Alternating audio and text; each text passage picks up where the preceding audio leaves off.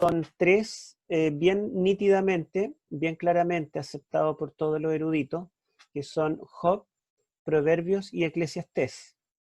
Ustedes se pueden dar cuenta que la palabra que más se repite en esos libros es la palabra sabiduría. Tanto los tres dicen que la sabiduría es el temor a Jehová. Lo dice Job en el capítulo 28, lo dice Proverbio en 1.7, lo dice Eclesiastés también. Y estos libros usan las palabras que significan sabiduría, que son Jokmá, sabiduría, conocimiento, que ella da, inteligencia, que es la palabra sakal, y también otra palabra que es, ¿cuál es la otra palabra? Se me olvidó, pero son 4 palabras clave que se utilizan en, la otra palabra es biná, que es la palabra conocimiento. Esas 4 palabras en hebreo son las palabras clásicas de los libros sapienciales, y cuando nosotros buscamos esas palabras en una concordancia exhaustiva, uno se da cuenta que como el 80% de las veces que se repiten están en esos libros. En algunos libros del Antiguo Testamento no aparecen nunca.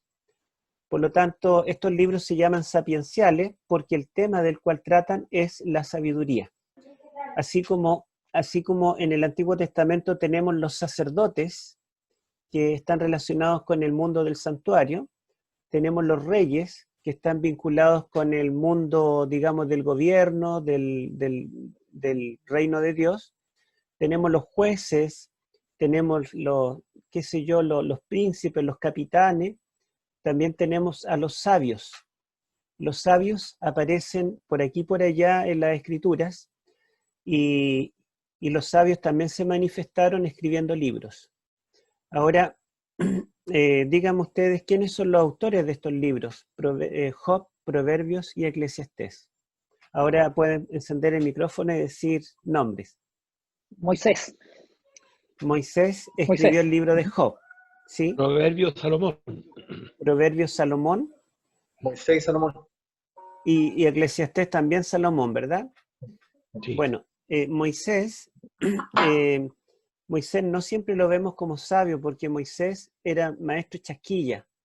Eso significa, ¿verdad?, multifunción.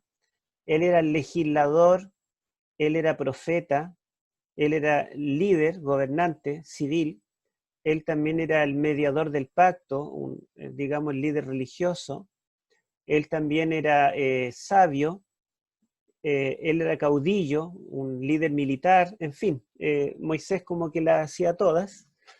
Pero es interesante que en el Nuevo Testamento, en el libro de Hebreos capítulo 11, dice que Moisés fue criado en toda la sabiduría, fue educado en toda la sabiduría de los egipcios. Y en el tiempo de Moisés, esto es 1500 años antes de Cristo, el país, la cultura, el imperio, donde, digamos, estaban congregados los hombres más sabios del mundo, era justamente Egipto. Egipto era el lugar de la sabiduría. Hoy se piensa que mucho de lo que los sabios griegos dijeron por el siglo VI en adelante, antes de Cristo, en realidad lo copiaron de los egipcios, que lo habían dicho mucho antes. Así que los egipcios eran muy destacados en la parte sapiencial, y de hecho, cuando se compara la literatura sapiencial de la Biblia con literatura paralela extrabíblica, la mayoría de los libros sapienciales que existen son de origen egipcio. Y si ustedes se acuerdan, Salomón, aunque Salomón era hebreo, él se casó con la hija de Faraón y dedica el Cantar de los Cantares, se piensa a la hija de Faraón, y también él se asoció en muchos aspectos con Faraón, y mucho de digamos, del reino de Salomón, de la administración, también el uso de la caballería y otros aspectos, él los tomó de Egipto. Por lo tanto, los dos están vinculados de alguna manera con Egipto. Y Moisés, aparte de criarse en toda la sabiduría de los egipcios, que se sabe que cuando un joven era preparado para ser el futuro faraón, lo educaban desde niño, en lenguas, en arquitectura, en ejercicios militares, en matemáticas, en todas las ciencias que podamos pensar. Por lo tanto, Moisés era un hombre muy dotado, y por eso es que él, cuando tenía 40 años, pensó que él era el elegido para libertar a Israel, cuando mató al egipcio. Pero la verdad es que con todas las virtudes que tenía, no era lo que Dios necesitaba en ese momento. Y Moisés, aparte de esa sabiduría terrenal, sabemos que fue un profeta inspirado por Dios. Y algo vimos del Pentateuco, y el Pentateuco es obra de él. Y vemos cuánta sabiduría él tiene al estructurar los libros, al escoger palabras, digamos, precisas, y toda la riqueza del Pentateuco, la Torá que tanto admiran los rabinos, se la debemos a Moisés. Entonces, Moisés escribió el primero de los libros sapienciales, que es la historia de Job. Y Salomón, yo creo que nadie tiene duda de que fue sabio, ¿verdad? Todos tenemos muy claro que fue el hombre más sabio de la tierra y que fue admirado por su sabiduría. Ahora, es interesante que nadie encuentra el santuario en los libros sapienciales. El año 2017, el doctor Richard Davidson de Andrews, él dijo que estaba descubriendo el santuario en el libro de Proverbios. Bueno, y yo le dije que la verdad es que esto ya, yo lo publiqué en el año 99, el santuario en el libro de Job, en el libro de Proverbios, en el libro de Eclesiastés. Le muestro el libro, este libro. En este libro, que se llama Pensar la Iglesia Hoy, fue escrito por varias personas, y sobre los libros sapienciales escribí yo y puse allí cómo el santuario está presente en estos libros. Ahora, si ustedes se dan cuenta, bueno, por un lado, ¿por qué no se encuentra el santuario en los libros sapienciales? Porque si ustedes leen Job, Proverbios y Eclesiastés y Cantares, que muchos dicen que también tiene muchos elementos del género sapiencial, estos libros en ninguna parte hablan del templo. La palabra templo, la palabra santuario, lugar santo, santísimo, candelabro, arca, esas palabras no aparecen. La palabra sacerdote, sumo sacerdote, tampoco. Entonces, al leerlo, no encontramos el santuario. Pero yo tuve tuve la idea de que estos libros tenían que hablar del santuario por un motivo muy especial, porque el santuario revela el plan de salvación. Y toda la escritura menciona el santuario. Y no lo menciona, sino que el santuario llega a ser una parte fundamental de cada libro de la Biblia. Entonces, en estos libros también tenía que estar. En segundo lugar, díganme ustedes, ¿quién fue el autor del tabernáculo del desierto? Bueno, sabemos que es Dios siempre, pero ¿a quién Dios le reveló el plano y fue el líder en la construcción, en la ejecución del santuario terreno? Moisés. Moisés. ¿Y quién fue el ejecutor del templo, el templo ya definitivo una vez que se establecieron en la tierra prometida? El que Salomón. También vio los planos en la visión, lo construyó. Salomón. O sea, tanto Moisés como Salomón son los autores de el tabernáculo del desierto, que era desarmable, portátil, temporal, y del templo de material sólido definitivo, que fue construido en Jerusalén. Y estos varones no es que construyeron de un día para otro el tabernáculo, con máquinas, así como ahora, ¿verdad? Todo bien armado, y lo armaron en un mes, sino que dedicaron mucho tiempo. Salomón estuvo 7 años construyendo el templo. Entonces, y en esos días, bueno, yo no sé cuánto han construido una casa, pero mi papá, cuando yo era niño, él no sabía construcción, pero él quiso construir la casa propia, digamos, con esfuerzo, y él se acostaba pensando en cada detalle y en los maestros, que hay que comprar tal material y que vamos a hacer tal arreglo, y conversaba con mi mamá el color, qué piso le iban a poner. O sea, en los años que duró la construcción, todo giraba en torno a la construcción. Entonces, yo me imagino Salomón y me imagino Moisés, los constructores del tabernáculo y del templo, que es algo mucho más sagrado que una casa, mucho más impactante, ¿verdad? Y hecho con los materiales más ricos. Entonces, estos autores, cuando escribieron sus libros, yo creo que el santuario afloraba por los poros. ¿M? O sea, tiene que estar en alguna parte. ¿M? Y vamos a ver algunos, voy a compartir acá, se está grabando, ¿cierto? Sí, ya. Vamos a compartir las diapositivas que les dije que no alcancé a terminarlas, pero algo tenemos acá. Bueno, fíjense ustedes, y esto se me va a acabar, la batería. Bueno, el santuario de los libros sapienciales. El libro de Job. Mire, el libro de Job tiene una estructura, esta la propone David Dorsey, que es bautista, un erudito en el Antiguo Testamento, una estructura en 7 partes, con un prólogo, que son los primeros 2 capítulos, donde nos cuenta el sufrimiento de Job, y un epílogo donde el sufrimiento de Job es revertido. Ustedes ven que en el capítulo 1 él lo tiene todo, pero bruscamente pierde todo y queda en la peor condición. Pero en los últimos 2 capítulos, particularmente el capítulo 42, después de haberlo perdido todo, él recupera el doble de lo que tenía.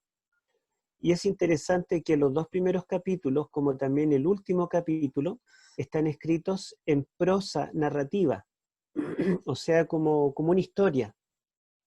Pero a partir del capítulo 3 hasta el capítulo 41, están escritos en verso poético.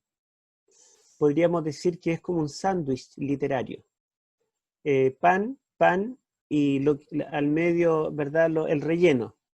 Entonces comienza con prosa, le sigue poesía y finalmente termina con prosa. El comentario bíblico también da una estructura bastante interesante en nuestro comentario, si ustedes la quieren ver, porque en la parte poética tiene 3 ciclos en los cuales los amigos de Job amonestan de alguna forma a Job e intentan buscar alguna culpa en él. Y las 3 veces Job le responde y se defiende. Y esto llega a un clímax porque finalmente Job hace algo que para los amigos blasfemo, cuando Job dice: ya no quiero escucharlo a ustedes. Yo quiero que Dios baje y me dé una explicación por qué estoy sufriendo si no soy culpable. Y ellos dicen: ¡ah, qué horror! ¿Qué dijo? Bueno, y Dios baja.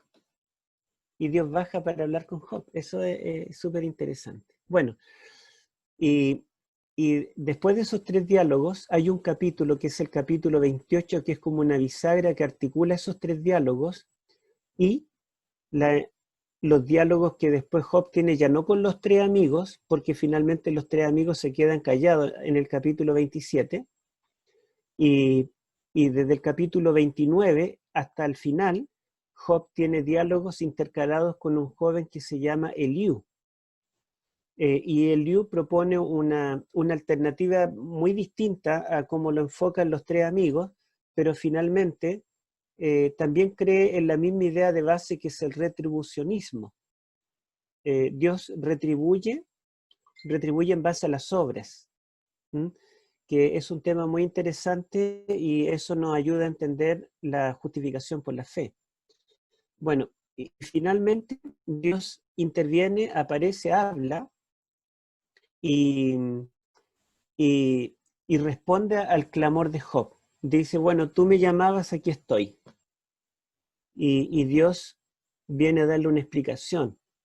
Pero todo lo que pasó al principio, la presencia de Satanás en el concilio celestial, ese juicio se hizo el escenario de arriba, que Job nunca vio, los amigos tampoco, sino que ellos solamente podían ver lo que pasaba acá y de alguna manera interpretaban el sufrimiento humano, pero no sabían que el sufrimiento humano tiene dimensiones cósmicas. Y cuando viene Dios a dar una respuesta, en vez de contarle esta dimensión cósmica del sufrimiento, Dios le da una clase de biología. Le habla del sol, las estrellas, la lluvia, las nubes, los animales grandes, los animales pequeñitos, pregunta dónde pone huevo el avestruz, si conoce la fuerza de Leviatán, y darle la clase de biología. Job dijo, ahora entiendo el origen del sufrimiento. Y pide perdón a Dios y se arrepiente. Entonces Dios le pide que interceda por sus amigos, porque si no intercede, Dios los va a eliminar. Y Job intercede y ellos son perdonados y Job recupera todo lo que perdió. Eso es más o menos la historia de Job, ¿sí? Bueno, y esta estructura dice que el centro es Job 28, y la verdad es que si nosotros leemos el libro de Job, el capítulo más impactante es el capítulo 28. Yo les pido que lean el capítulo 28 en una versión moderna, como la Nueva Versión Internacional o la Dios habla hoy, y ustedes se van a dar cuenta de que el pensamiento del hombre moderno y el comportamiento del hombre moderno está reflejado plenamente en ese capítulo. ¿Mm? Hay diferencias en la parte que está en prosa con la parte que está en verso. Por ejemplo, en la parte que está en prosa, Dios es conocido como Jehová, con su nombre personal. Pero la parte que está en verso, Dios se conoce como el Altísimo o el Todopoderoso. Job y sus amigos con los cuales interactúan no conocen el nombre de Dios. Y eso es porque ellos son anteriores a Moisés. Y Job no es del pueblo de Dios. Job es árabe. Por lo tanto, es un gentil que es anterior a Moisés, posiblemente de los tiempos de Abraham y de Melquisedec, así como Melquisedec era un creyente en el Dios verdadero, siendo de otra nación, siendo cananeo. Job, siendo árabe, él era un creyente en el Dios verdadero también. Bueno, pero lo interesante, ¿dónde está el santuario? Miren, el santuario está desde el principio.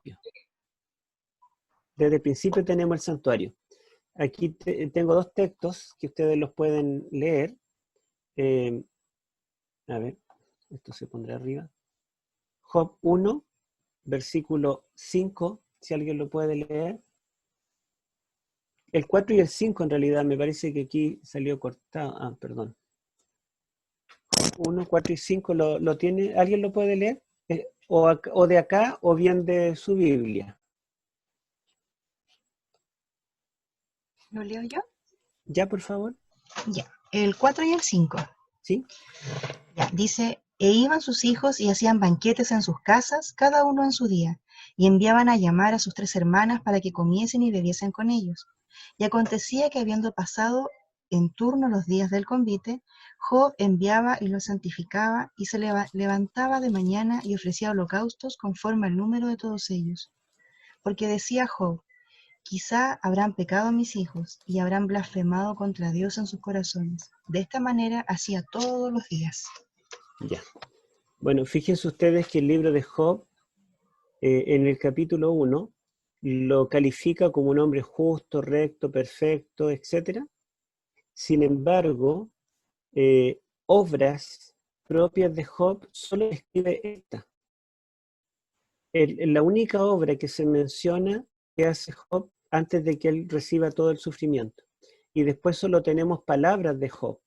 Las palabras que él le responde a la esposa, las palabras en sus discursos a los amigos, las palabras a Elifaz, las palabras que habla con Dios, pero obras, algún acto, alguna cosa, sea común o más de lo común, lo único que menciona es esto, que Job hacía sacrificios, holocaustos, mañana, temprano, por cada uno de sus hijos, porque él decía quizá habrán pecado y él ofrecía un holocausto expiatorio en lugar del pecado de sus hijos. Por lo tanto, Job no está hablando de los holocaustos, que Israel se cada mañana y cada tarde en el santuario, y también tenían un carácter expiatorio. Por los pecados que cometía el pueblo, esos animalitos morían en lugar de el pecador. Fíjense ustedes qué interesante ese detalle. Ahora, después cuando termina el libro de Job y terminan todos los discursos, el único acto que se menciona que Job debe realizar está descrito en el capítulo 42, 7 al 10, que voy a pedir si alguien también lo puede leer. A ver quién lo puede leer. Luis, ¿lo tienes? Luis Vargas. Job, o puede ser de la pantalla o puede ser de la Biblia. Dice, aconteció que después que habló Jehová estas palabras a Job, Jehová dijo a Elifaz el temanita, mi ira se ha encendido contra ti y tus dos compañeros, porque no habéis hablado de mí lo recto, como mi siervo Job. Ahora pues, tomad 7 becerros y 7 carneros, id a mi siervo y ofreced holocaustos por vosotros. Mi siervo Job orará por vosotros, y yo de cierto lo atenderé, para no trataros con afrenta por no haber hablado de mí con rectitud como mi siervo Job. Fueron pues Elifaz, el temanita, Bildad, el suita, y Sofar, el naamatita, hicieron como Jehová les había dicho, y Jehová aceptó la oración de Job. Cuando Job hubo orado por sus amigos, Jehová le quitó la aflicción y aumentó al doble todas las cosas que habían sido de Job. Ya. Fíjense ustedes qué interesante que en todo el libro de Job tenemos mayormente palabras de Job, discursos, pero solamente hay 2 obras que se describen acerca de Job. 2 cosas él hace en todo el libro. Una, que da apertura al libro, y la otra que concluye el libro.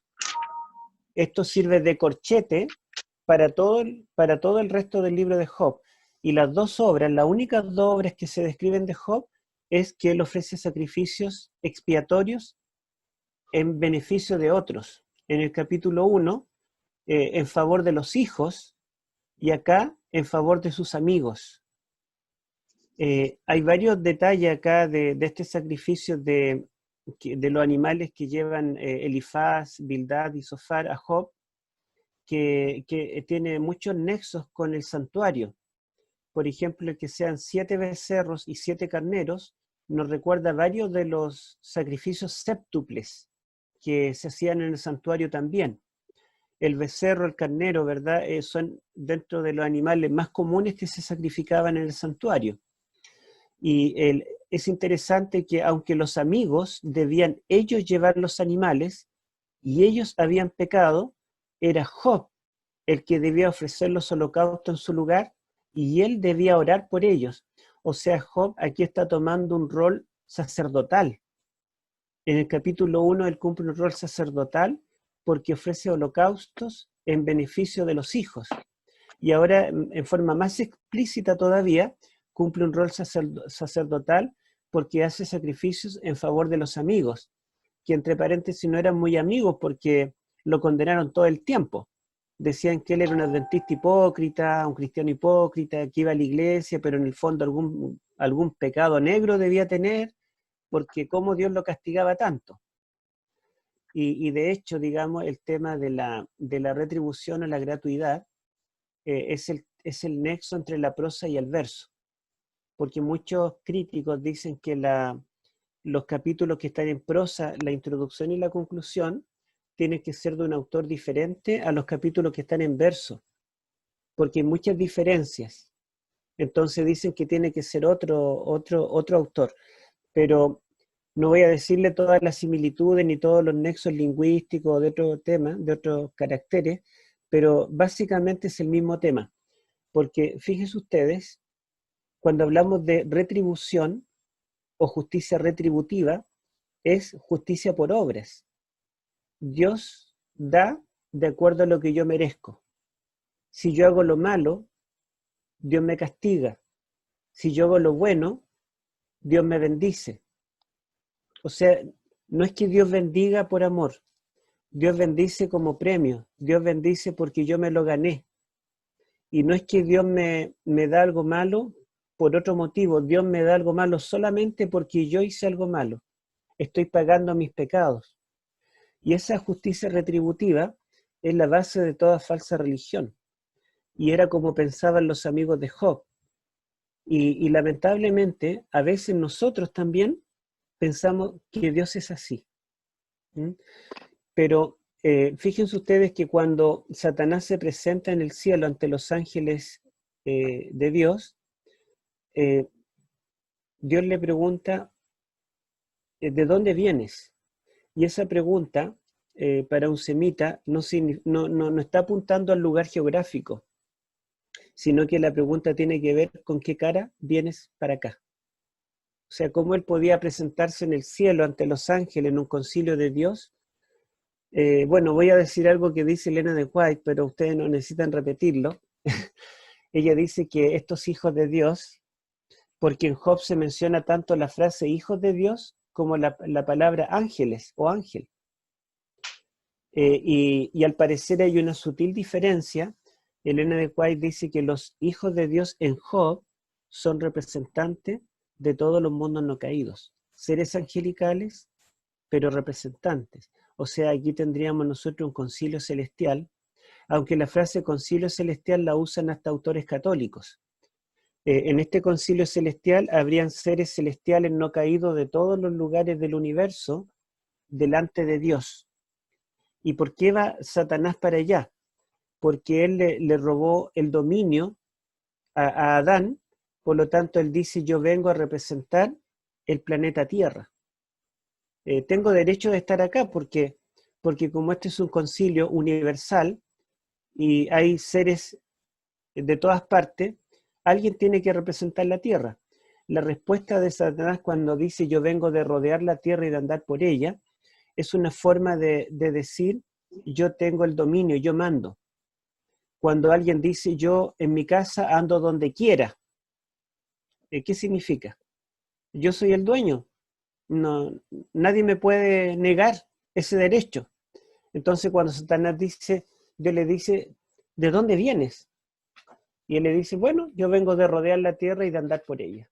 En otras palabras, él dice, yo tengo todo el dominio de la tierra, soy el príncipe de este mundo, el Dios de este siglo, y él puede argumentar con hechos. Los ángeles no son omnisapientes como Dios, no pueden ver el corazón, por lo tanto, ellos solamente ven nuestras obras. Por eso es que las obras tienen un papel en el plan de redención. La justificación es por fe, pero el juicio es por obras. Seremos juzgados cada uno de acuerdo a nuestras obras. Y Satanás, él no está dando argumentos filosóficos, sino que está apuntando o dando un argumento bien concreto, bien sólido. Él dice, en el fondo, cuando dice yo vengo de rodear la tierra, él quiere decir, en la tierra la gente me prefiere a mí. En la tierra yo gobierno porque la gente me hace caso. E invita seguramente a los seres celestiales a mirar en la tierra y dice, vean, ¿dónde están todos? Todos pecando, haciendo cosas malas, el egoísmo, qué sé yo, todo ese tipo de cosas es lo que impera en el ser humano. Por lo tanto, ellos me prefieren y yo soy digno representante de la tierra. Y Dios no podía decir no, es mentira, porque en la mente de algunas personas yo soy lo primero para ellos, porque los ángeles no cuentan con eso, no pueden ver lo que hay adentro. Y tampoco valía que Dios dijera que era una media verdad, que Satanás era astuto y estaba usando verdad con mentira, porque esa discusión, ¿verdad?, no servía ante un argumento concreto y objetivo de parte de Satanás. Por lo tanto, el único argumento que Dios le puede dar es también un argumento objetivo vivencial. Dios tiene que mostrar en la vida de alguien que Satanás no tiene el gobierno absoluto, de que en la tierra todavía hay gente que cree en Dios no por interés. Y Dios le dice, ¿no has visto a mi siervo Job? Con ese solo argumento, Dios le está demostrando a Satanás de que no todo el mundo en la tierra le obedece a él. Ahora, Dios podría decir, ¿no han visto a mis siervos allí dedicando este tiempo a estudiar la Biblia? Porque Dios da argumentos de ese tipo, ¿verdad? Ante estas acusaciones. Y bueno, entonces Satanás podría haberse rendido, haber dicho, bueno, es verdad, Job es bueno, Job no anda, digamos, como todo el mundo, metido en bailes, en tomateras, no anda robando, Job no es egoísta, sí es bueno. Entonces podría haber perdido, pero él no se rinde y dice, es verdad, Job te sirve, te ama, pero miren cómo Dios lo tiene lleno de riquezas, protegido, ni se resfría Job, es vegetariano, lleva la reforma pro salud, no se enferma, Job es rico, tiene plata, tiene una linda familia, es feliz. Entonces, si Dios le da todo, ¿cómo no le va a servir? En el fondo, Satanás, el argumento que plantea es también la retribución. Job está retribuyendo a todos los cuidados que Dios le prodiga. Dios le da riqueza, le da de todo, entonces, bueno, Dios le sirve. Y algunos piensan que cuando nosotros diezmamos, asistimos a la iglesia y hacemos otras cosas, estamos como retribuyendo la bendición de Dios. Pero eso es mirar la religión completamente desde un punto de vista equivocado. Y entonces, ¿verdad? Satanás dice ese argumento y Dios dice, bueno, mira, yo te permito que tú le quites todo lo que tiene para que veas cuál es la esencia de Job, cuál es su carácter en la adversidad. Y viene toda la historia, ¿verdad? Se desarrolla la historia. Y nosotros tenemos que Job es un tipo del Mesías sufriente. ¿Hay otro personaje en la Biblia que haya sufrido más que Job? Bueno, solo Jesucristo, ¿verdad? Ahora, Job sufre porque él era malo, ¿o no? ¿Puedo hacer una pregunta, Héctor? ¿Sí? En base a este planteamiento, ¿no es cierto?, de la religión retributiva, podríamos pensar que está la base de las religiones que hablan de la teología de la prosperidad, Uh-huh. porque Sí, en alguna medida plantea, ¿no es cierto?, la esencia de la teología de la prosperidad si yo le hago caso a Dios, porque yo sí, soy próspero porque le hago caso a Dios. Sería una religión absolutamente retributiva. Por claro. ejemplo, Cristo, tu única esperanza, que yo la conozco bastante, y plantea eso en el fondo. Entonces aquí Sí, estaría como la base del planteamiento que están haciendo de una religión y una justicia retributiva. sí. Y ustedes lo pueden ver en Babilonia, lo pueden ver en las religiones orientales modernas, en las religiones politeístas, lo pueden ver también bueno, la Iglesia Católica cree en una justificación por obras y en fin. Y como le digo, hasta nosotros que tenemos mucha luz de parte del Señor, también a veces sin quererlo pensamos o actuamos de esa forma. Pero esa teología retribucionista de Satanás eh, en contra de la teología de la gratuidad, en contra de la gracia inmerecida, porque en realidad Job ama a Dios en forma gratis, no por interés. Y por otro lado, los amigos le dicen, mira, Dios actúa en forma retribucionista. Si tú estás sufriendo es porque algún pecado tienes, algo hiciste. Y Job dice, no hay algo que amerite este sufrimiento. Y ellos entienden a Dios en forma retribucionista también como Satanás, pero Job dice, no, yo estoy sufriendo un castigo, un sufrimiento, no por haber hecho algo malo. O sea, Job plantea el tema de que es posible que el justo también pueda padecer. No toda la gente que sufre un cáncer, un accidente o alguna catástrofe, no todas esas personas son malas, pecadoras y están sufriendo por culpa de algo que hicieron, sino que también puede ser gratuidad, o sea, recibir gratuitamente, sin merecerlo, un sufrimiento. Esa es la teología de Job y que une ambas partes. Pero yo quiero mostrar a Job como un tipo del Mesías y no alcancé a escribir nada, pero miren, piensen ustedes, ¿cómo comienzan los primeros 2 versículos de Job? Lo describen como perfecto y recto, temeroso de Dios y apartado del mal.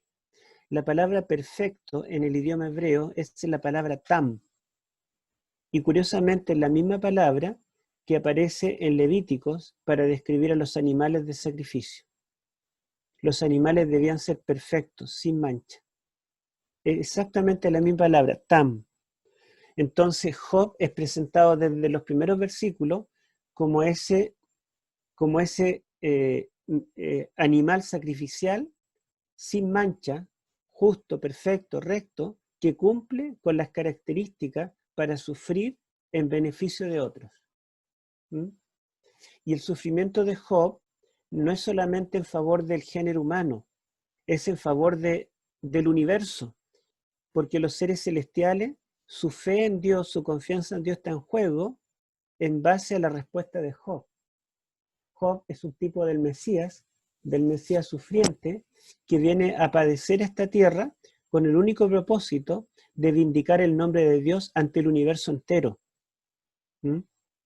Ahora Job, además de cumplir el rol del sacrificio, el Mesías sacrificial, que padece injustamente, pero finalmente es recompensado, Job también ocupa el papel de sacerdote, del mediador, que ustedes ya lo mencioné, ¿verdad? En forma muy breve. Bueno, vamos a ver otros aspectos del santuario. El tema del juicio. El juicio, que es un tema propio del santuario del día de la expiación, también está presente en Job desde el capítulo 1. Y este juicio, ¿verdad? Hay un acusador, Satanás. Hay testigos. Está Dios como juez. Job, el acusado. Y vemos que este juicio tiene dimensiones cósmicas también, porque no solamente hay personas humanas que acusan a Job, los amigos, sino también hay seres celestiales, buenos y malos, que están involucrados. Entonces, todos los tópicos del santuario están presentes en el libro de Job. Un teólogo de Andrews, Lael Kaiser, dice que Job se transforma en un tipo del remanente escatológico también, los 144.000, porque después de ser evaluado favorablemente por Dios en un juicio celestial, se hace necesaria la prueba o un tiempo de angustia para él, que son los capítulos en poesía, antes de la venida, la manifestación de Dios, que trae su vindicación final. ¿Mm? Y esto es lo que experimenta el Mesías y es lo que experimentarán los 144.000. Y Job es el modelo. ¿Mm? Bueno, yo quiero pasar al libro de Proverbios. Hay otros detalles. Yo les voy a compartir mi artículo también. Lo tengo en PDF. Se los puedo mandar para que lo lean. Y vamos a hablar algo del santuario en el libro de Proverbios. Miren, la estructura literaria de Proverbios es... también, digamos, en 7 partes, donde tenemos una introducción en 2 partes, un pequeño prólogo de 7 versículos y luego una larga introducción que llega hasta el capítulo 9. Después tenemos una colección de proverbios de Salomón, del capítulo 10 al 22. En el centro del 22 al 24 tenemos palabras de los sabios, que no son proverbios de Salomón, que el editor tomó estos proverbios porque consideró que eran apropiados también para el pueblo de Dios, como cuando nosotros encontramos una cita linda y que es verdadera, la tomamos de afuera y la colocamos en un sermón nuestro. Acá también hay una sección con palabras de los sabios, la sabiduría popular de ese tiempo, que el autor consideró que debían incorporarse también como consejos para el pueblo de Dios. Después tenemos otra vez una colección de proverbios de Salomón, del 25 al 29, y tenemos dos conclusiones. Las palabras de Agur, el 30, y las palabras de Lemuel, el 31. O sea, dos introducciones, dos conclusiones, y yo quiero detenerme básicamente en los capítulos 8 y 9, que es el clímax del 7 al 9, el clímax de la introducción. ¿Sí? Miren, tomé palabra acá de dos sabios católicos, Choquel y Saicre. Ellos escribieron esta Biblia, no sé si la ven acá, está roja. Acá la Biblia en 3 volúmenes, donde ellos comentan cada libro de la Biblia, pero aparte ellos escribieron un comentario a cada uno de los libros de la Biblia aparte. Y en cuanto a los libros sapienciales, yo diría que son los mejores eruditos que hay. Bueno, dice, la sabiduría o sensatez es figura antitética, esto lo escribí yo, de la ramera, no, esto lo dice, de la ramera del capítulo 7 de Proverbios. En el 7 está la ramera, en el 8 está la sabiduría, y en el 9 ambas hacen un llamado al hombre.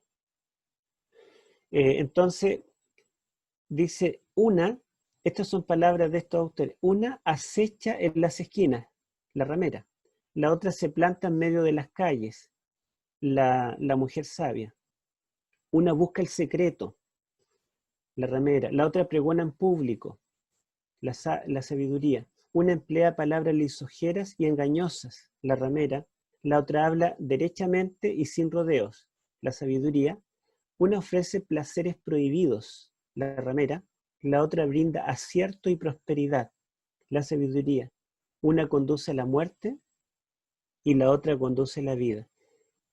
El mal amor, que está en el capítulo 7, se opone al buen amor, que está en el capítulo 8. Y Salazar resume, contra meretricias voces, sapientiae clamores. La verdad es que todo el libro de Proverbios habla de sabiduría, y cuando lo leemos a simple, digamos así en forma muy simple, sin profundizar ni analizar, pareciera que Proverbios está defendiendo la retribución, porque dice que al justo le irá bien en todo, y al impío le irá mal en todo. Y pareciera que está contradiciendo completamente la teología del libro de Job. Pero cuando nosotros lo leemos detenidamente, Proverbios no está hablando de retribución, sino que Proverbios no está diciendo cómo nosotros podemos ser justos, sino que dice cómo debemos vivir los que ya somos justos, los que ya fuimos justificados. En otras palabras, Job habla de justificación y Proverbios habla de santificación. O también justicia imputada, Job, justicia impartida, Proverbios. Y si ustedes recuerdan, Levíticos tiene 2 mitades. Del capítulo 1 al 15 habla de justificación. Y del capítulo 17 al 27 habla de santificación. La palabra santidad se emplea del capítulo 17 al 27 de Levítico más que en cualquier otro libro de la Biblia. Así que Proverbios está dirigido no para que una persona pueda conocer a Cristo, sino aquellos que conocemos a Cristo podamos vivir una vida de acuerdo a la voluntad del Señor. ¿Cómo debemos vivir los que somos ya justificados? En la sabiduría y la necesidad está bosquejada bastante bien en los capítulos 7, 8 y 9, que yo no me voy a detener, lo vamos a pasar, pero básicamente el capítulo 7 está describiendo a la ramera, pero la ramera no es solamente la ramera, una mujer prostituta que nos puede corromper y guiar a la muerte y al fracaso, sino que la ramera está encarnando a la necedad La ramera es una personificación de la necedad. Y en el capítulo 8 está hablando de la sabiduría, y la sabiduría está encarnando un ser celestial. Los teólogos coinciden que es Cristo, el Mesías. Y el capítulo 9, finalmente, le da el micrófono a las dos se les da la oportunidad de hacer una oferta al hombre insensato o al hombre simple. Y ambas preparan un banquete. La sabiduría llama diciendo: todo el que es simple venga a mí.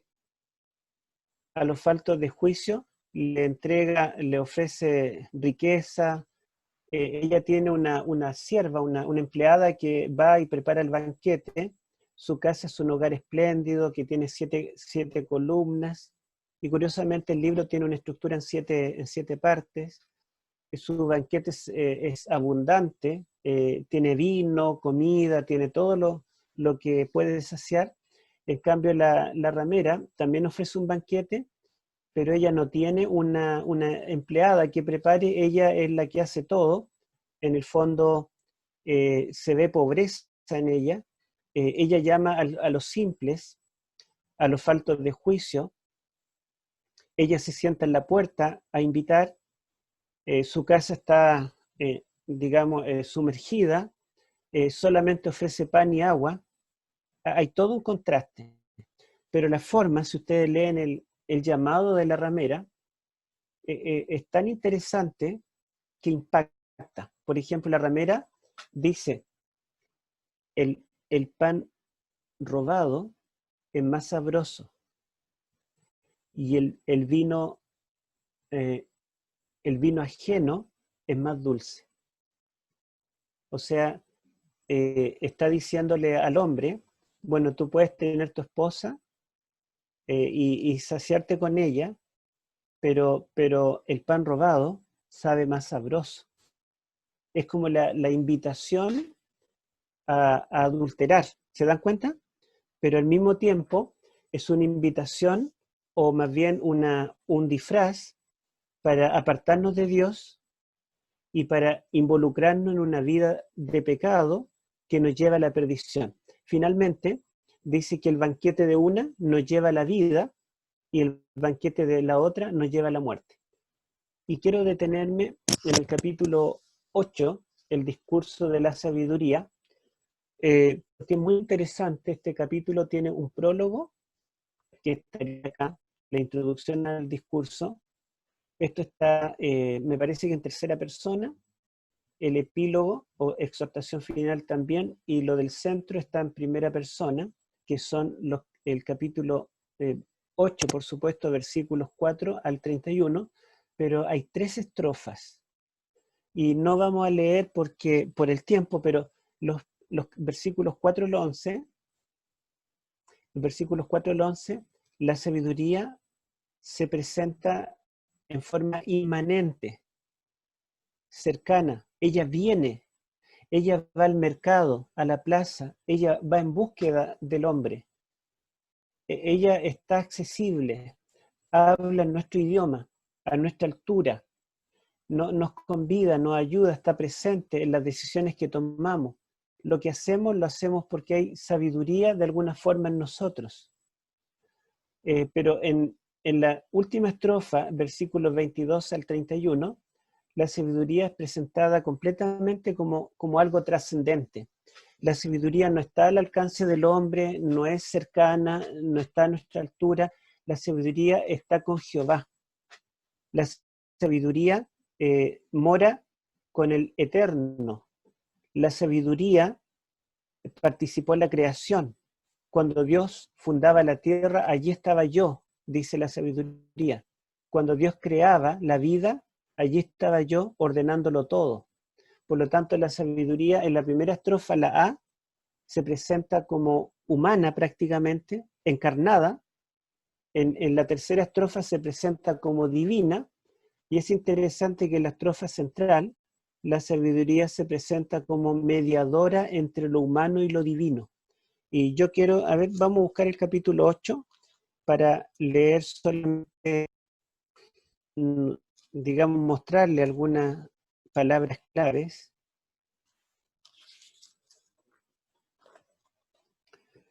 Mire, el versículo 4 comienza la primera estrofa y comienza diciendo: oh hombres, a vosotros clamo. Y quiero solamente quedarme allí. La primera estrofa está dirigida al hombre, en el terreno del hombre y con las palabras del hombre. ¿Dónde comienza la última? En el 22. Busquemos el 22. A ver, verso 22 dice: Jehová me poseía en el principio. Comienza con el nombre divino, Jehová. La primera estrofa comienza hablando al hombre, la última estrofa comienza hablando de Jehová. Y es la única vez en este capítulo que aparece el nombre divino, Jehová. Y la estrofa central comienza en el versículo 12. El 12 comienza diciendo: yo, la sabiduría. O sea, ustedes pueden ver aquí que está la sabiduría en la esfera humana, hablando con el hombre y del hombre. La última está en la esfera divina, hablando con Dios y de Dios, pero la central se presenta a sí misma y se describe, se autodescribe. Comienza diciendo: yo, la sabiduría. Entonces, entre el hombre y Dios hay un mediador, y este mediador es la figura del sumo sacerdote en el templo. El autor de este libro es el que escribió, el que construyó el templo de Salomón, como decíamos. Y esta introducción, estos primeros 9 capítulos, son paradigmáticos para el resto de los proverbios. La sabiduría que se nos presenta en proverbios es más que inteligencia, es más que filosofía. La sabiduría es una persona que se encarna y puede estar con nosotros, pero que tiene un origen divino, es trascendente, y está entre el hombre y Dios, es mediadora, el papel que cumplía el sumo sacerdote. Bueno, acá voy a saltar a Eclesiastés, van a poder leer en mi artículo más detalles. Eclesiastés tiene una estructura también que se ha dado en 7 partes. El centro es la frase temed a Dios, y esos capítulos 3 nos enseñan cómo temer a Dios. Eclesiastés es el libro más amargo de la Escritura. Comienza con la frase en el versículo 2, vanidad de vanidades, dijo el predicador, todo es vanidad, que es el superlativo de algo que no tiene sentido. Es como decir sin sentido, vacío. La vida de Salomón en este momento era completamente vacía. Y él contempla sus riquezas y dice que las riquezas de nada sirven, son vacíos. También contempla sus logros académicos, también son vanidad. Él contempla los placeres, el vino, el sexo, la fiesta, y también es vanidad. Vanidad en el sentido de que ninguna de estas cosas puede llenar el alma. Pueden llenarnos temporalmente, satisfacernos temporalmente, pero nos dejan un gran vacío después que pasa esa emoción. Entonces Salomón está en búsqueda de algo eterno. Y todos los detalles internos nos dan a entender que Salomón está al final de su vida. Elena de Cuaya es explícita al decir que Salomón escribe esto antes de morir. El texto no lo dice. Pero el Salomón de acá es mucho más amargo que el Salomón de Proverbios y completamente opuesto que el Salomón de Cantares, porque en Cantares todo es un canto. Cantares es el Shir HaShirim en hebreo, el cantar de los cantares, el mejor de los cantares. Eclesiastés es el Hebel Hebalim, o sea, la vanidad de lo vano, el vacío del vacío, el sinsentido. Por lo tanto, son lo opuesto. Y dentro de todo esto, Salomón nos dirá que todas las cosas terrenales son pasajeras y que todas las cosas terrenales, tanto lo que tenemos como lo que hacemos, está siendo anotado en los cielos. Y fíjense ustedes, por ejemplo, el capítulo 11, capítulo 11, el tema del juicio es recurrente en el libro de Eclesiastés.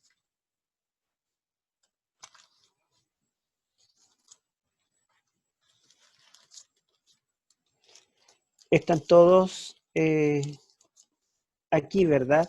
Porque como no los veo, me imagino. Aquí estamos, Sí. aquí estamos. ¿Aquí están? Ya, Aquí bueno. estamos. Vamos a leer Sí, entonces. seguimos aquí. Muy bien. Vamos a leer esta Biblia como tiene la hoja chiquitita. Ya, en el capítulo 11, versículos 9 al 10. A ver, explique. ¿Aló? Sí, por favor. Ya. Alégrate, joven, en tu juventud, y tome placer tu corazón en los días de tu adolescencia, y anda en los caminos de tu corazón y en la vista de tus ojos, pero sabe que por sobre todas estas cosas te juzgará Dios. Quita pues de tu corazón el enojo y aparta de tu carne el mal, porque la adolescencia y la juventud son vanidad. Vanidad de vanidad. Gracias. Entonces, el autor de este libro, que se presenta como Salomón en el capítulo 1, versículo 1, ¿verdad? No dudamos que sea Salomón, pero Salomón no es joven, ¿verdad? Sino que él es un anciano que está dándole consejo a los jóvenes. Le está diciendo en el fondo, miren, jóvenes, pásenlo bien, disfruten la juventud, pero no cometan los errores que yo cometí. ¿Mm? Lo invita a alegrarse. Alégrate, joven, en tu juventud, tome placer tu corazón. Anda en los caminos de tu corazón, a la vista de tus ojos. Disfruta. La adolescencia y la juventud son vanidad. Vanidad en el sentido de pasajeras. Son cortas, se van, no nos damos cuenta. Entonces dice, la adolescencia y la juventud son pasajeras. Y después que pasaron, no vas a volver atrás. Pero dice, por sobre todas las cosas que hagas, recuerda que sobre todas estas cosas te juzgará Dios. O sea, siempre la nota del libro de Job, perdón, de Eclesiastés, es el juicio. Estamos ante un juicio. Y finalmente, lean ustedes el versículo 13 y 14. Al final, ¿cómo termina el capítulo 12? Versículos 13 y 14. A ver, Juan Bautista, por favor. Capítulo 12, Sí, dice, versículos 13 y 14. la conclusión de todo el discurso oído es esta: teme a Dios y guarda sus mandamientos, porque esto es el todo del hombre. Porque Dios traerá a toda obra a juicio, juntamente con toda cosa secreta, sea buena o sea mala. La conclusión final es teme a Dios y guarda sus mandamientos. Y el temor a Dios es característico de los libros sapienciales. De hecho, los libros sapienciales nos dicen que el principio de la sabiduría es el temor a Jehová. Y dice, finalmente, dice, porque Dios, ¿por qué debemos temer a Dios y guardar sus mandamientos? Porque Dios traerá toda obra a juicio, juntamente con toda cosa encubierta, sea buena o sea mala. Y concluye, yo no sé si ustedes escribirían un libro, dirían así, pero así termina. Fíjense que este lenguaje de Eclesiastés es el lenguaje del mensaje de los tres ángeles de Apocalipsis. Temed a Dios y dadle gloria. Lo mismo que y acá dice Eclesiastés que teme a Dios y guarda sus mandamientos. En Apocalipsis 14 el remanente es aquel que guarda los mandamientos de Dios. Y dice que porque Dios traerá toda obra a juicio. En el mensaje del primer ángel dice, temed a Dios porque la hora de su juicio ha llegado. Entonces, este mensaje es un mensaje escatológico. Tiene que ver con el juicio final. El momento, digamos, cuando Cristo se manifieste. Sabemos que el juicio comenzó en 1844 y que se manifestará finalmente para traer el galardón a cada uno. Ahora, Miren qué interesante esto. Job nos habla del sacrificio. Job encarna al Mesías sacrificial. En cambio, Proverbios nos recuerda al sumo sacerdote en su papel de mediador. La sabiduría es encarnada allí y se presenta como mediadora entre Dios y los hombres. Y todo el libro de Proverbios nos da consejos para que nosotros nos mantengamos, digamos, en comunión con Dios y alcancemos la santidad. Y nos recuerda el lugar santo. El lugar santo, ¿verdad? Que es el lugar de santidad. En cambio, el sacrificio nos recuerda el atrio y el altar del holocausto. El sumo sacerdote, en su papel de santidad, nos recuerda el lugar santo. Y Eclesiastés, que nos habla del juicio final, nos recuerda al sumo sacerdote en el lugar santísimo, en el día de la expiación, que representa un juicio. El atrio, el sacrificio, nos recuerda la justificación del Nuevo Testamento. Proverbios, con este llamado a ser justo y santo, nos recuerda la santificación, que sigue la justificación. Y Eclesiastés, con el juicio final, el lugar santísimo, la Shekinah, nos recuerda la gloria de la Shekinah en el día del juicio y la glorificación final cuando Cristo venga. Entonces, justificación, santificación, glorificación en estos 3 libros. Y bueno, el Cantares, solamente voy a mostrar la estructura. La verdad es que hay tanto que decir de estos libros, pero el tiempo no da. Este poema del Cantar de los Cantares en hebreo tiene, además de la palabra, la parte introductoria donde menciona el autor, el versículo 1:1 y el final, desde el 1:2 en adelante hasta el 4:15, tiene 111 líneas en hebreo, porque es un poema, y 111 líneas desde el 5:2 hasta el 8:14, y deja como centro el 4:16 y el 5:1. Y acá tenemos la estrofa, letra A, es paralelo, esta estrofa, la primera parte, con la A prima, que es la última parte en el capítulo 8, y se repiten esas palabras en estas partes. Después tenemos una letra B, que se repite acá al final, una letra C, que se repite también, y una letra D en el centro, que yo no la veo en este momento, que es el 4:16, y tiene su paralelo con el 5:1. Solamente vamos a leer esa parte. Miren, busquemos aquí en el libro de Cantares, el capítulo 4, al final.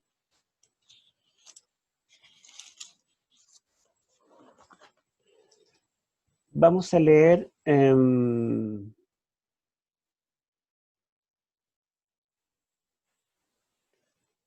desde el 12, porque vamos a leer un poquito de contexto para entender el versículo 16, del 12 al 16. ¿Quién puede leer del 12 al 16? Me gustaría que fuera un varón. Yo leo, Héctor. Ya, por favor, por favor. Capítulo 4, 4, versículo 12. Eres un jardín cercado, hermana, esposa mía, fuente cerrada, manantial sellado. Tus brotes son un paraíso de granados y suave fruta, de flores, de aleñas y nardos, de nardos y azafrán, caña aromática y canela, con todos los árboles, de incienso, mirra y aloes. Eres la fuente del jardín, manantial de agua viva que corre del Líbano. Levántate, viento norte. Perdón, y ven... no, déjelo hasta el 15 porque el 16 está en femenino, tiene que leerlo una dama. Perfecto. Una dama, el 16, por favor.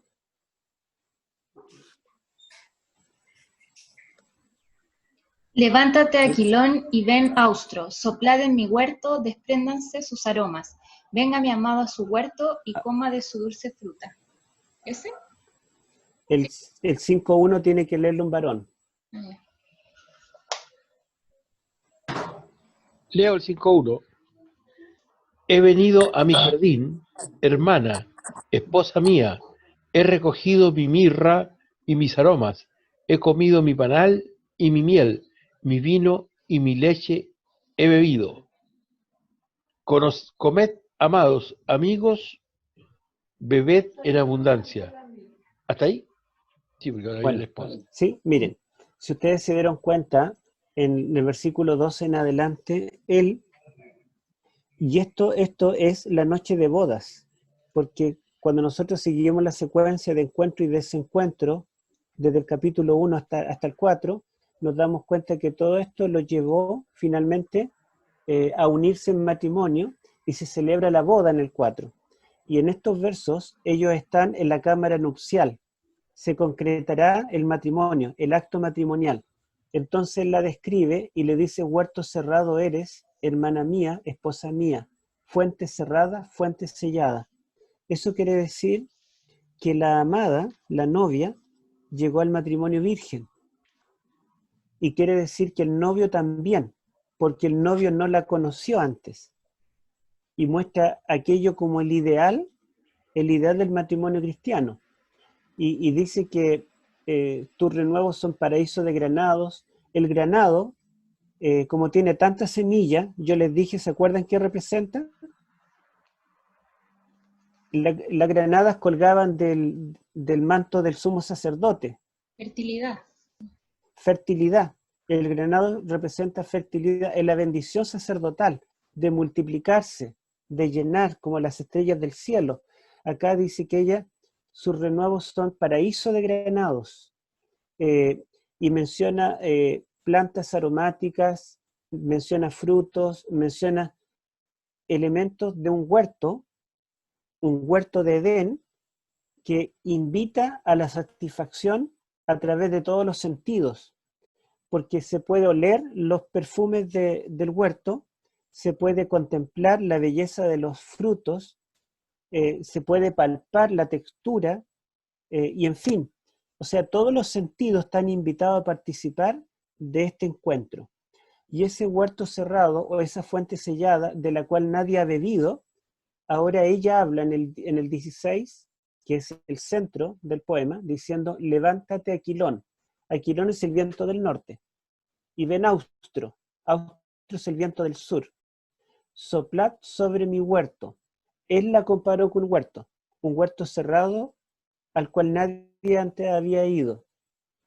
Ella pide que estos vientos soplen sobre su huerto y que se desprendan sus aromas.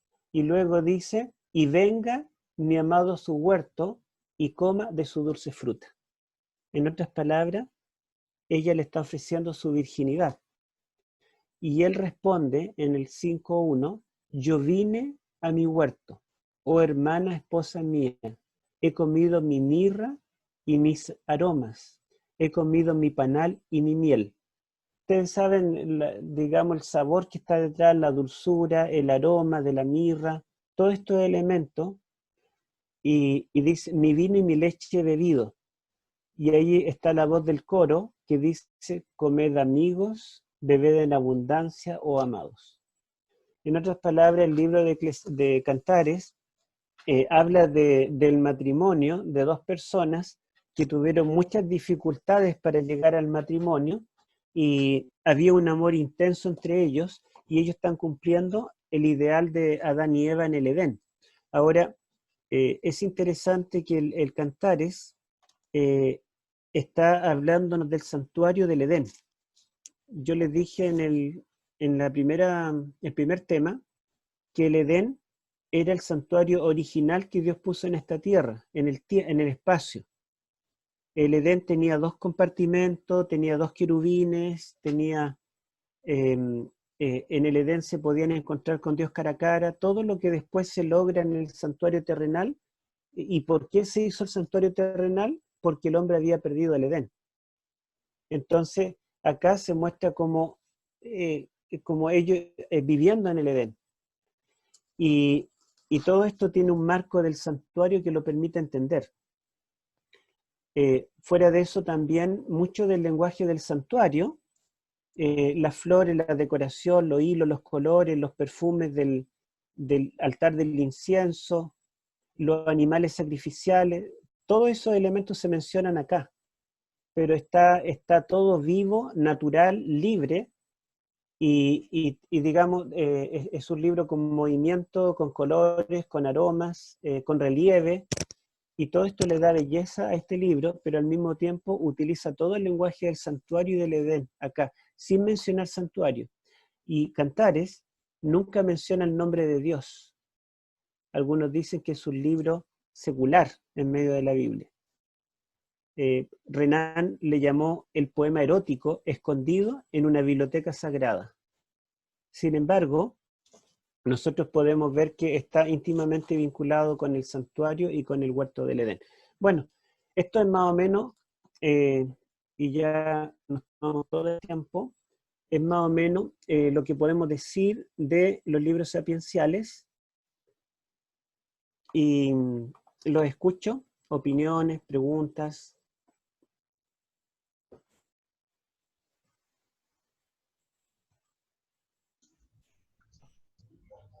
Hermana Cintia tenía una pregunta. Sí. Bueno, una pregunta Ujú. que a lo mejor es, bueno, la voy a hacer nomás. Con respecto Hágala.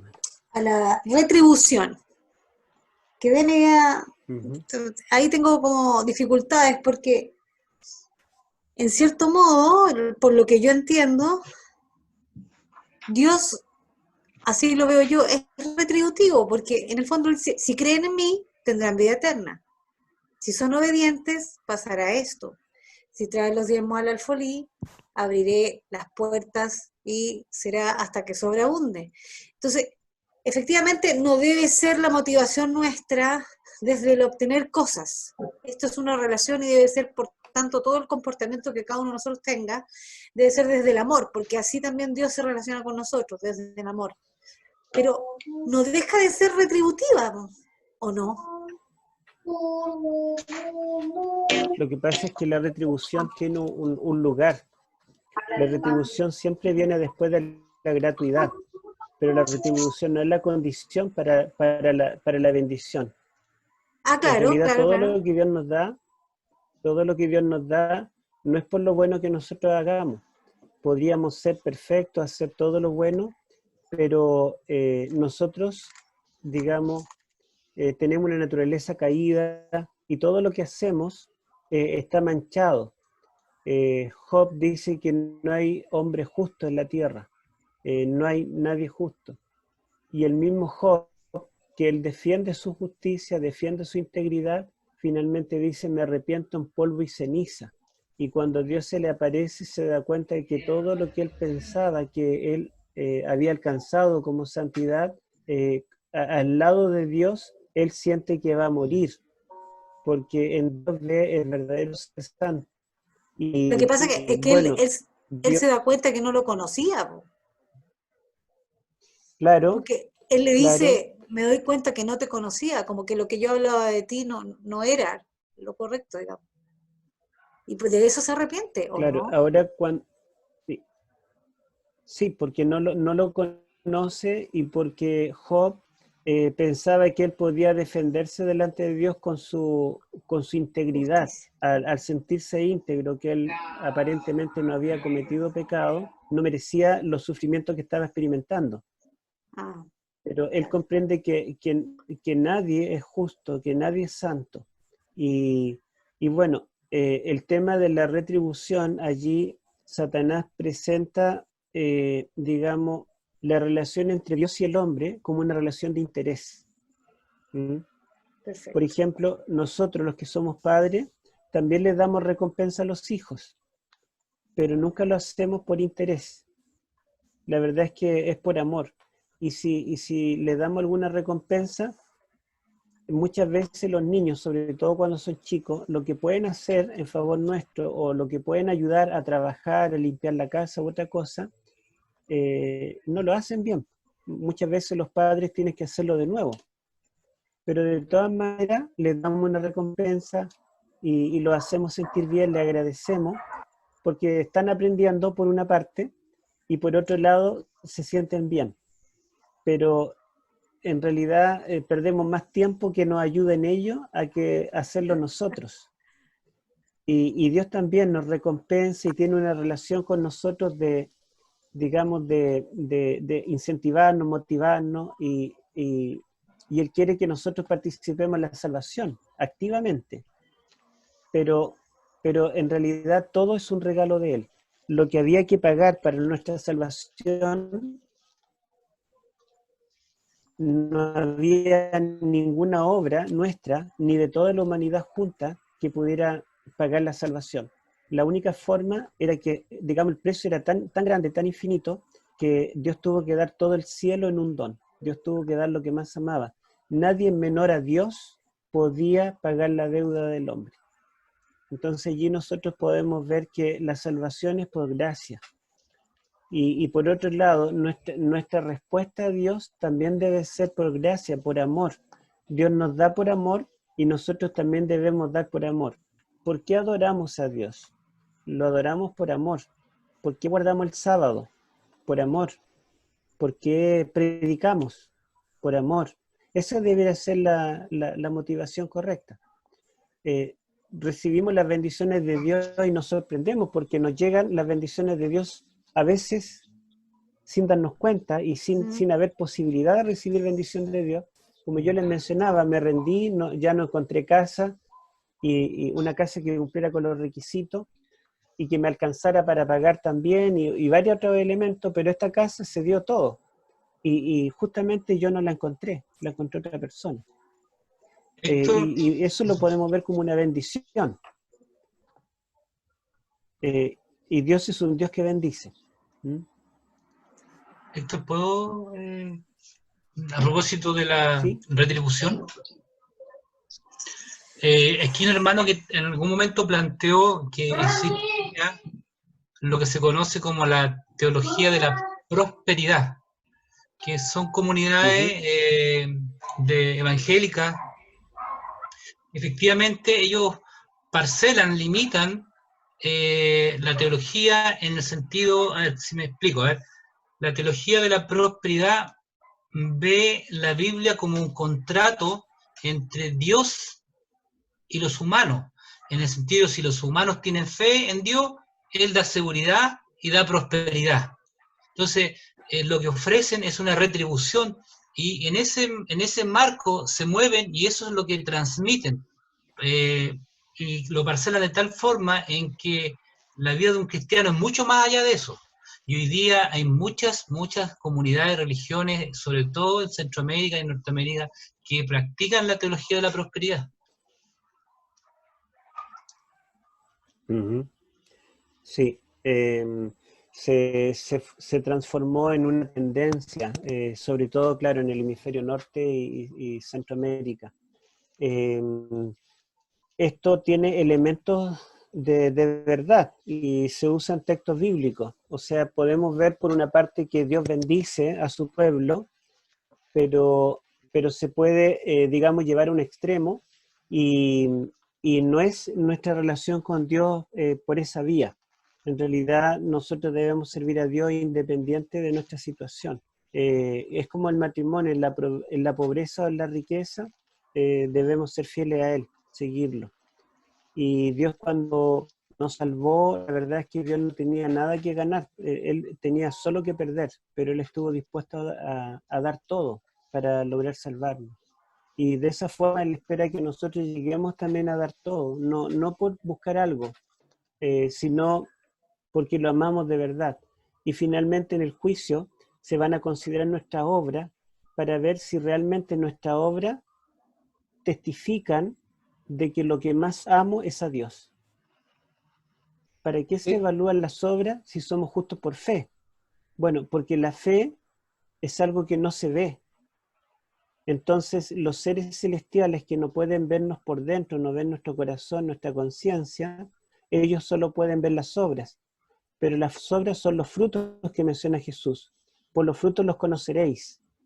A través de las obras podemos ver si una persona, qué es lo que más ama a esa persona. Si lo que más ama es a Dios, o ama más el pecado o su propia vida.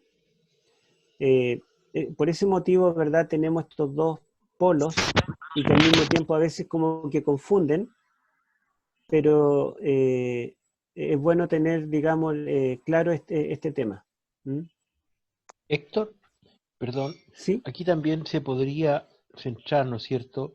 Porque el conflicto cósmico está centrado en la crítica, ¿no es cierto?, que Lucifer hace a Cristo, a Dios. Y aquí, ¿no es cierto?, es donde tenemos la esencia del amor como característica principal de Dios, que se pone, ¿no es cierto?, en tela de juicio. Entonces, Ujú. hoy el plan de salvación, cuando nosotros lo vemos a la luz de la revelación, ¿no es cierto?, de Dios como autoridad máxima y soberano, nos está mostrando en cada acto su misericordia, su gracia, en el amor que Él nos entrega. O sea, Él Ujú. quiere que nosotros seamos parte de la salvación como una consolidación o construcción de la relación del creador con lo creado. Así lo entiendo yo. Claro, y Esto, es ese vínculo perfecto que había entre Adán y Eva y Dios antes de que entrara el pecado, cuando todo era bueno en gran manera. Así como Dios nos ama, ¿verdad? Y por eso nos salva, Él espera que una vez que nosotros estemos salvos, guardemos sus mandamientos por amor. Jesús dijo, si me amáis, guardad mis mandamientos.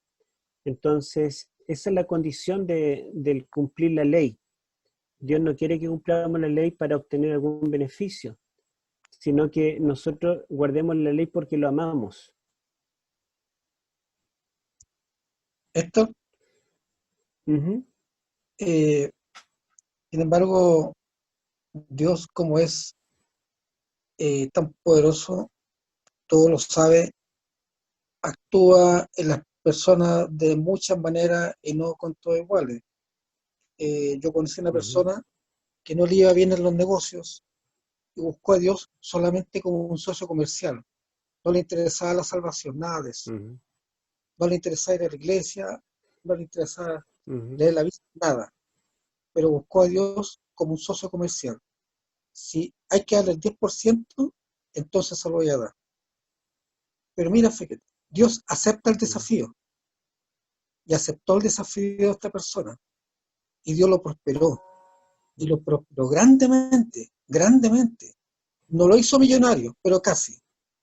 Y él se dio cuenta ahí del amor de Dios y él comenzó a ir a la iglesia, aceptó a Jesús como su Salvador y se transformó en un gran instrumento para la iglesia en el tiempo.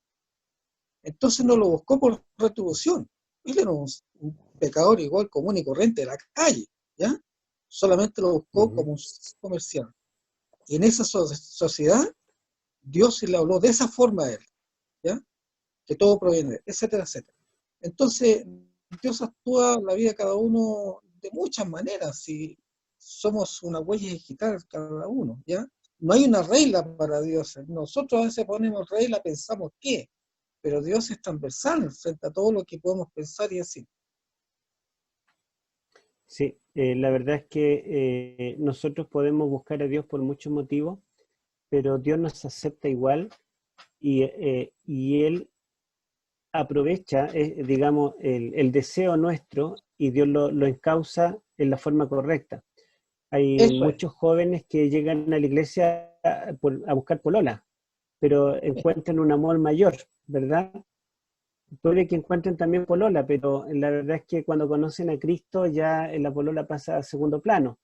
Y también algunas personas que están económicamente buscan a Dios como un socio, algunos le buscan por los panes y los peces, otros le buscan por la sabiduría, como Nicodemo, que quería un erudito para discutir cuestiones teológicas, pero Nicodemo quedó prendido con las palabras de Cristo y le llegaron profundamente, y finalmente, cuando Jesús murió, él fue el que proveyó recursos para ungirle y después para la predicación del Evangelio. Entonces, hay muchos motivos por los cuales podemos llegar a Cristo, pero Cristo espera esa oportunidad para transformarnos. Héctor, mira, Ujú, sabemos que Salomón se casó con la hija de Faraón, ¿cierto? ¿A quién le canta este cántico en el Cantar de los Cantares? Porque yo he escuchado o he estudiado que es a la Sulamita o a la Sulamita. Entonces, ¿a quién se lo hace? ¿A ella o se lo hace a la hija de Faraón, que parece que es su única esposa? O sea, sabemos que tuvo muchas esposas, pero ¿esta fue la primera? ¿O ese cantar es para su verdadero amor, que no fue la hija de Faraón? ¿Se sabe eso? La verdad es que exactamente no se sabe, porque Sulamita no hay un nombre de real, digamos, de alguna mujer en la Biblia que se llame Sulamita, y Sulamita es el femenino de Salomón. En hebreo es Shulamit, y Salomón es Shelomó. Entonces Shelomó significa pacífico en masculino, Shulamit significa pacífica en femenino. ¿Y por qué le llama Sulamita? Porque si él es Salomón, ella es su otro yo, es su media naranja. Es como Adán, cuando fue creado, él era Ish, hombre. ¿Y cómo le puso a la mujer? Le puso Isha, que significa varona. Yo soy varón. Bueno, se tiene que llamar varona porque es mi complemento, es mi otro yo. Ese es el sentido del nombre Sulamita.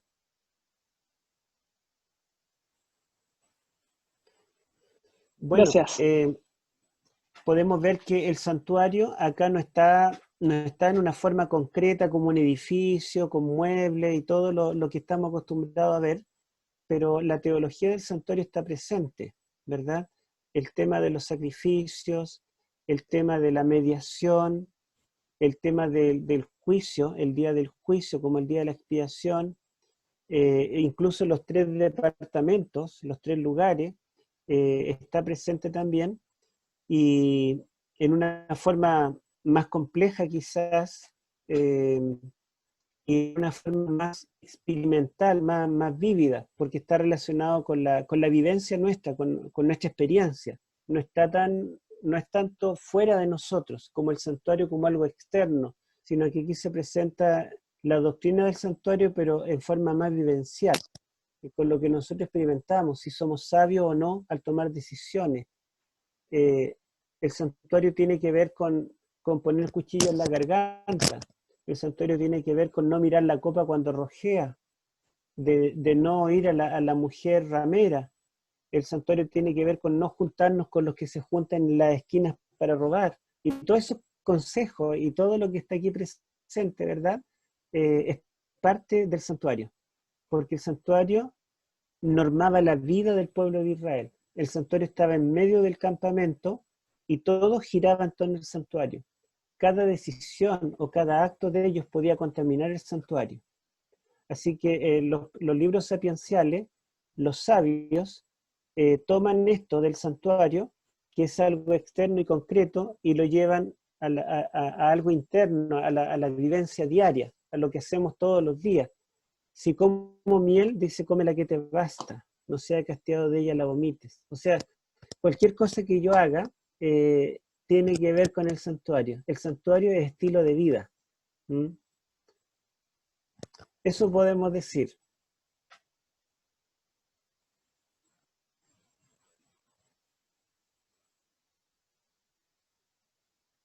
Si no hay más intervenciones, opiniones, podemos orar.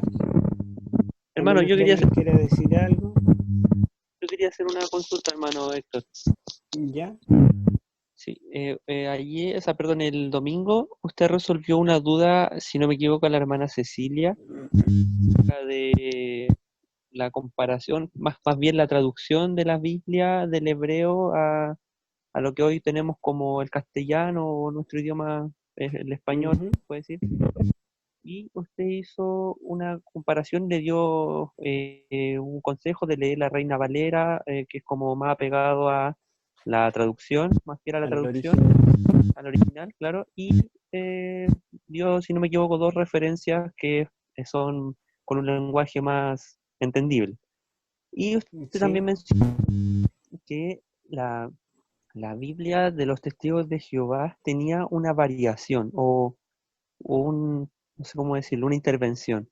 ¿Usted me podría referenciar a qué se refiere? Que yo, antes de llegar a la iglesia adventista, yo estudiaba con los Testigos de Jehová. Entonces me gustaría entender si es que a lo mejor yo no entendía algo o cuál es esta variación que tiene para, más que nada, para conocimiento. Por favor, hermano.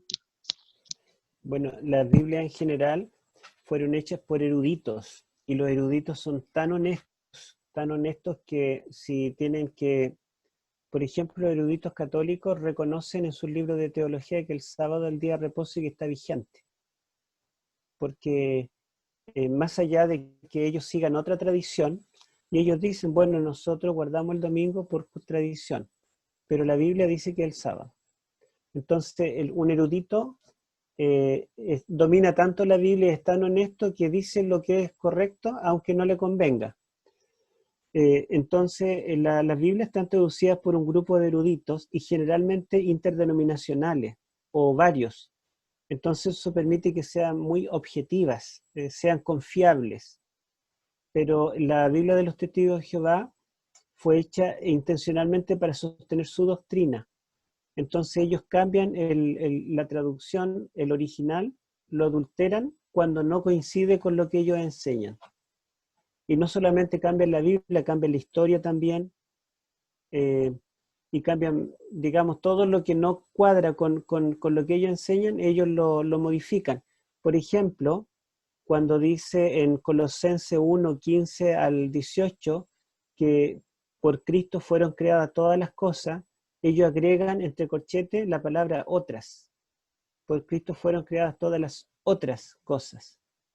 Y con eso ellos quieren decir que Cristo fue la primera criatura. Jesús también fue creado. Entonces, Jehová supuestamente creó a Cristo y Jehová usó a Cristo para crear las otras cosas. Pero la palabra otras no está en el original. O sea, fue algo añadido. Pero los miembros de ellos, como les dicen que las otras Biblias están adulteradas, son paganas, son de Babilonia, y solamente tienen que leer la versión del Nuevo Mundo, ellos creen a ciegas que su Biblia está correcta, y cuando leen allí Colosenses, ellos dicen, bueno, Cristo fue creado, pero eso no está en el original. Y lo mismo en varios otros aspectos. Recuerden que ellos niegan la Trinidad, niegan la personalidad del Espíritu Santo. Ellos, digamos, cuando no les conviene, cuando su doctrina no calza, alteran allí algunas cosas. Y eso es deshonestidad y no se puede confiar en una Biblia así.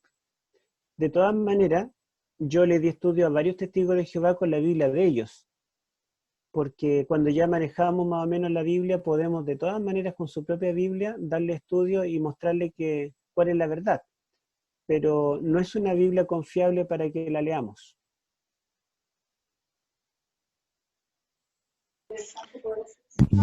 Héctor, yo sabía que incluso también niegan la corporalidad de Cristo resucitado. Claro. Ellos dicen que Jesús no resucitó. En el fondo enseñan eso. El cadáver quedó por allí, los apóstoles lo escondieron. Ellos lo sacaron de la tumba, lo escondieron. Pero Cristo resucitó solo espiritualmente, pero su cadáver nunca resucitó. Ellos dicen también que Jesús no murió por nosotros. Jesús solo murió por Adán, para arreglar la embarrada que hizo Adán, pero no para perdonar mi pecado. Porque Cristo era una criatura, entonces no podía morir por todo. Una criatura puede morir solo por una criatura. Se dan cuenta que un error doctrinal altera toda la teología. Las profecías también lo interpretan de otra forma, alteran también Daniel y Apocalipsis.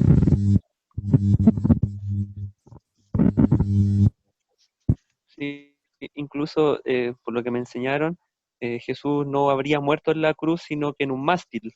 Era una de sus doctrinas.